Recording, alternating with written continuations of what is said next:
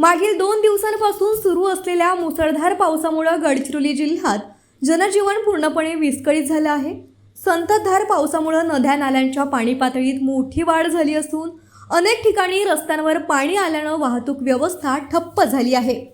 विशेषतः अहेरी उपविभागात पूरस्थिती निर्माण झाली असून अहेरी तालुक्याचा जिल्ह्यातील इतर भागांशी संपर्क तुटला आहे। अहेरी आलापल्ली राष्ट्रीय महामार्ग क्रमांक 353 आलापल्ली आष्टी आणि आलापल्ली सिरोंचा हे प्रमुख मार्ग पाण्याखाली गेल्याने वाहतूक पूर्णपणे बंद झाली आहे। त्यामुळे नागरिक, विद्यार्थी, शासकीय कर्मचारी तसंच अत्यावश्यक सेवांशी संबंधित व्यक्तींना मोठ्या अडचणींचा सामना करावा लागत आहे। अतिवृष्टीच्या पार्श्वभूमीवर अनेक भागांतील शाळा व महाविद्यालयांना सुट्टी जाहीर करण्यात आली असून ग्रामीण भागातील रस्ते, पूल आणि नाल्यांवरील वाहतूकही ठप्प झाली आहे।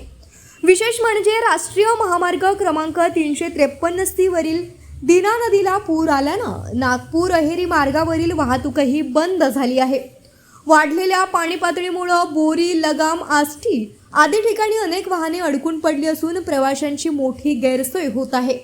प्रशासन परिस्थितीवर सातत्याने लक्ष ठेवून असून नागरिकांनी पूरग्रस्त मार्ग, पाण्याखाली गेलेले पूल आणि उफाळलेल्या नाल्यांमधून प्रवास टाळावा तसंच आवश्यकतेशिवाय घराबाहेर पडू नये असं आवाहनही करण्यात आलं आहे।